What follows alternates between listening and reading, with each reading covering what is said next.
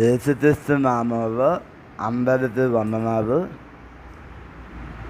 ఈ రోజుల్లో గమనిస్తే అందరూ ఆరోగ్యం కాపాడుకోవడానికి ఎంతో ప్రయాసపడుతున్నారు, ఎంతో శ్రద్ధ వహిస్తున్నారు. ఆరోగ్యంగా ఉండాలి, ఫిట్గా ఉండాలి, మంచిగా ఉండాలి, ఎక్కువ కాలం బతకాలి, అనారోగ్యాలు ఏమీ రాకూడదు. ఇప్పుడు ఎవరు చూసిన జబ్బులు, వయసుతో పని లేకుండా చిన్న వయసులోనే షుగర్లు, బీపీలు, ఇంకా క్యాన్సర్లు, ఇంకా చెప్పుకోలేని జబ్బులు, చాలా జబ్బులు వస్తూనే ఉన్నాయి. ఇవన్నీ చూస్తున్న జనాలు ఆరోగ్యం మీద చాలా శ్రద్ధ పెడుతున్నారు. అంటే అందరూ కాకపోయినా ఒక 50% పైనే ఆరోగ్యం మీద చాలా శ్రద్ధ వహిస్తున్నారు. ఏం తినాలి, ఎంత తినాలి, ఎప్ప తినాలి, ఎలా తినాలి, అలాగే వాకింగ్ చెయ్యాలి, రన్నింగ్ చెయ్యాలి, జిమ్ చెయ్యాలి, అలాగే యోగాసనాలు చెయ్యాలి. ఇలా లోపంలో ఎన్నో పద్ధతులు, పెద్ద పెద్ద వాళ్ళ నుంచి చిన్నవారి వరకు కూడా చాలామందికి ఆరోగ్యం మీద ఒక శ్రద్ధ వచ్చింది, ఒక మంచి ఆలోచన వచ్చింది. మంచిదే, బాగా శ్రద్ధ తీసుకుంటున్నారు, బాగా ఆలోచిస్తున్నారు, మంచి మంచి తిండి తింటున్నారు, ఆరోగ్యాలు కాపాడుకుంటున్నారు. చాలామంది ఆరోగ్య కాపాడుకొని ఎక్కువ కాలం చేద్దాం అని ఆలోచిస్తున్నారు. జపానీస్ అంతా ప్రతి ఒక్కరు కంపల్సరీగా 100 సంవత్సరాలు బతుకుతాము అని ఆలోచనతో ఉంది. అలా బతుకుతారంత కూడా ఎక్కువ సంవత్సరాలు వాళ్ళు ఆ లైఫ్ స్టైల్ అలాగా పెట్టుకొని చక్కగా జీవిస్తూ ఉంటారు. మంచిది, ఆరోగ్యంగా ఉండడం తప్పు లేదు, ఆరోగ్యం కాపాడుకోవడం తప్పు లేదు. మనం కాపాడుకోవాలి, ఎందుకంటే మన శరీరం మన శరీరం దేవుడు ఆలయనని బయటకు చెప్తుంది. కాబట్టి దాన్ని కాపాడుకోవాలి, దాన్ని పాడు చేయకూడదు.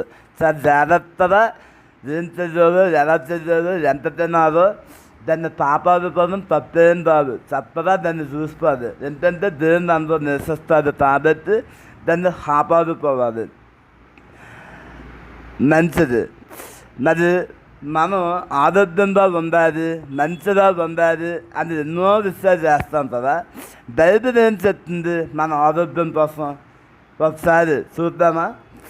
సామెతల గ్రంథం 17వ అధ్యాయం 22వ వచనం. సామెతల గ్రంథం 17వ అధ్యాయం 22వ వచనం ఇలా చెప్తుంది: సంతోషం గల మనస్సు ఆరోగ్య కారణము, నలిగిన మనస్సు ఎముకలను ఎందుకో చేయను. మళ్ళీ చదువుతున్నాను. సంతోషం గల మనస్సు ఆరోగ్య కారణము, నలిగిన మనస్సు ఎముకలను ఎందుకో చేయను. విన్నారండి వార్తని? ఎప్పుడైనా చదివారు వార్త? చదివే ఉంటారు అనేసారి. సామెత అన్నంటారా? ఎప్పుడు చదువుతూ ఉంటాం, వింటూ ఉంటాం. సామెతలు ఒక చదివే అలవాటు లేకపోతే చదవండి, చాలా ఉపయోగపడే విషయాలు ఉంటాయి, మన జీవితాన్ని మార్చే విషయాలు అందులో ఉంటాయి. ఏం చెప్తుందండి బైబిల్? ప్రపంచమంతా ఏం చేస్తుంది? ఆరోగ్యాన్ని ఎలా కాపాడుకోవాలా, ఏం తిందామా, ఎలా ఉందామా, ఏ ఎక్సర్సైజ్ చేద్దామా, దీని ఏంటంటే పైవేస్తుందా? బైబిల్ ఏం చెప్తుంది? సంతోషం వల్ల మనస్సు ఆరోగ్య కారణము. మనసు సంతోషంగా ఉంటే మనకి ఆరోగ్యం ఉంటుందని బైబిల్ చెప్తుంది. అదే కదా ఈ వార్తలో ఉన్నది. సంతోషం వల్ల మనసు ఆరోగ్య కారణము.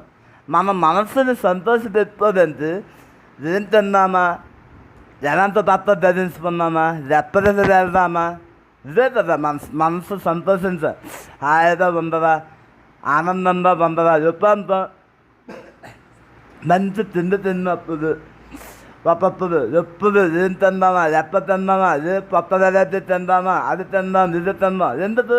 తన మనసుని సంతోషపరచుకోదంతే.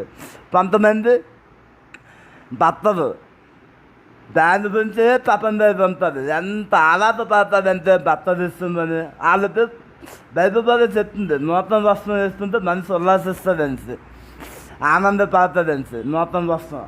అందుకని వాళ్ళు ఎప్పుడు బట్టలు వయసుతో సంబంధం లేదు.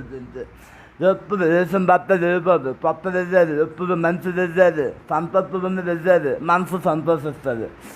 అలాగే కొత్త కొత్త ప్రదేశాలకు వెళ్ళాలి, హాయిగా ఉంటుంది, సంతోషం ఉంటుంది, ప్రశాంతం ఉంటుంది. మనుషులు జీవితం ఏంటంటే పెరుగుతున్నారు, తర్వాత అన్నీ ఎంతలో తెస్తాయి ఆనందం. ఈరోజు తిన్నాం, మళ్ళీ రేపు తినాలనిపిస్తుంది. ఈరోజు కొత్త బట్ట వేసాం, మళ్ళీ రేపు రిజాలి అనిపిస్తుంది. రేపు మళ్ళీ పాత రేపైతే కొత్త రావాలి. అలాగే ప్రదేశానికి వెళ్ళాం, బోర్డు కొట్టేస్తుంది, మళ్ళీ ఇంకో ప్రదేశానికి వెళ్ళదు. ఇదన్నిటికంతా మొత్తం మన మనసే సంతోషంగా ఉంటే, అంటే మనసుని సంతోషపరచడానికి ఈ పనులన్నీ చేస్తున్నాం.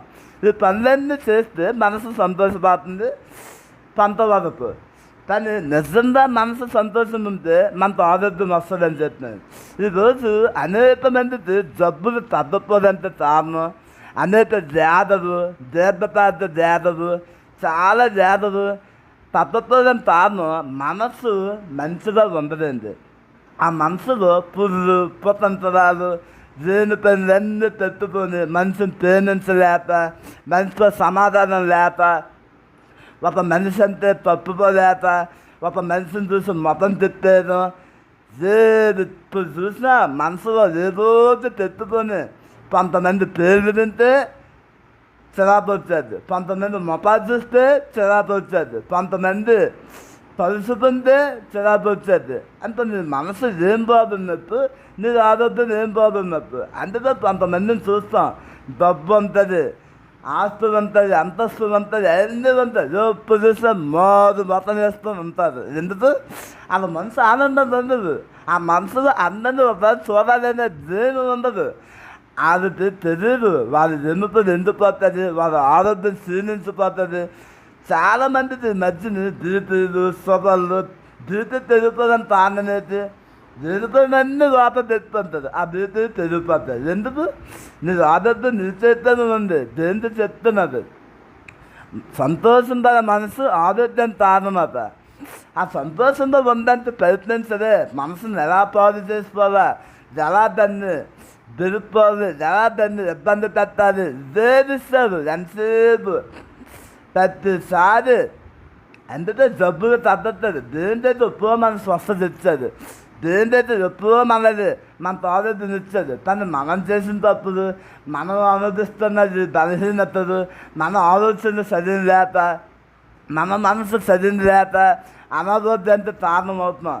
అనారోగ్యము అంటే జబ్బులే కాదండి, మానసికంగా నువ్వు ఆనందంగా లేకపోయినా నీ మనసు బాగలేదని అర్థం. మానసికంగా నువ్వు ఎలా బాగుంటావు, నీకు ఎవరు చూసినా నీకు నచ్చదు, ఎవరు మంచిగా పోదు. కొంతకాలం నచ్చుతారు, కొంతకాలం తర్వాత నచ్చదు. నువ్వు ఎంతసేపు మనసులో ఉన్న బలహీనతే చూస్తే నీకు ఆనందం ఉంటుంది, నీకు సంతోషం ఉంటుంది, నీకు ఆరోగ్యం ఉంటుంది. నీ అనారోగ్యానికి కారణం నువ్వు అనుకుంటావు, నేను బాగానే ఉన్నాను, నా ఆరోగ్యం బాగానే ఉంది, నాకు అంతా బాగానే ఉంది. కానీ నీ జమ్ముపులు ఎందుకు పోతున్నదని చూసుకో. నీ జమ్ముపులు ఎందుకు పోతున్నదని ఆలోచించు. ఎందుకు జీవం లేని దానిదా, జీవం లేని వారిదా తయారవుతున్నదేమో చూసుకో. దైవదండంలో ఒక వ్యక్తి అన్నదండి, ఆయన పేరు తాలేబు, యెహోషువ తాలేబు అంటారు కదా, తాలేబు. ఆయన యెహోషువ దగ్గర వచ్చి ఆ మాట అంటాడు. యెహోషువ గ్రంథం 14:11. మోసే నన్ను పంపిన నాడు నాకు ఎంత బలము ఉందో, నేటి వరకు నాకు అంత బలము, యుద్ధం చేతుడు దాన్ని, వచ్చుతూ పోల్చుతూ దాన్ని, నాకు ఇప్పుడును బలం ఉన్నది. ఆయనకి ఆ మాట చెప్తున్నప్పుడు 80 సంవత్సరాలు, మోసే పంపించినప్పుడు 40 సంవత్సరాలు. అంటే ఐగుప్తు దేశానికి వేరు చూడంటే 12 మందిని పంపిస్తే అందులో యెహోషువ తాలేబు మంచి సాక్ష్యం చెప్తారు. నేతలందరూ జడిసిపోయి ఏదేదో చెప్తారు.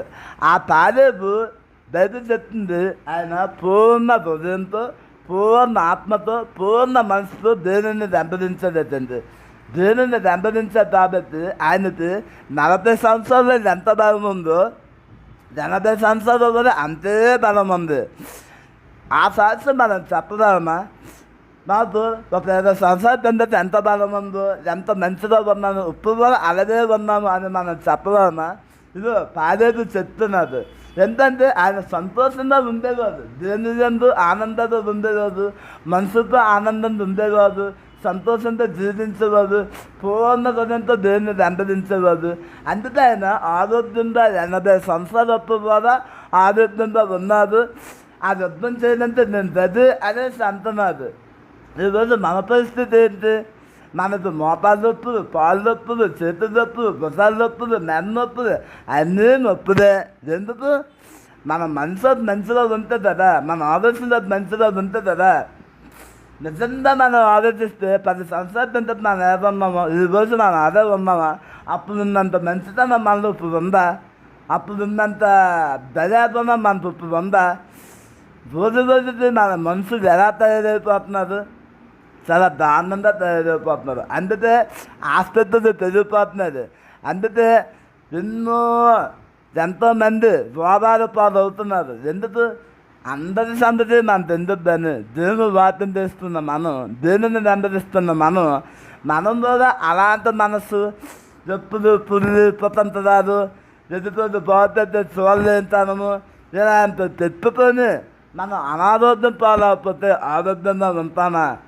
ఈరోజు నీకు ఆరోగ్యం పాలాలా, సంతోషం పాలాలా, తెలుగుదరా ఆయన పూర్ణ హృదయంతో వెంబడించు, ఆయనలో ఉండు. అప్పుడు నీకు ఆరోగ్యం వస్తుంది, మంచి మనసు వస్తుంది. ఆయన నిన్ను నడిపించే విధానంలో నువ్వు నీకు ఆరోగ్యం పూర్తిగా నీ ప్రతి బలహీనత నుంచి విడుదలిచ్చే దేవుడు నీతోని, నాతోని, మనతోని ఉన్నాడు. దేవుని చెప్తున్నారు ఆనందించదు, మళ్ళా చెప్తున్నాను ఆనందించదు అని చెప్తున్నారు. ఆనందిద్దామా? సంతోషం పొందామా? మన సంతోషం పొందాలంటే మన హృదయం ఉన్నదన్నీ వదిలేదు, పూర్తిగా ప్రతిదీ వదలాలి. ఏది మన హృదయంలో దాచుకోకంతా సంతోషంగా ఉంటే ఆ సంతోషమైన మనసు మనతో ఆరోగ్యం ఇస్తుంది.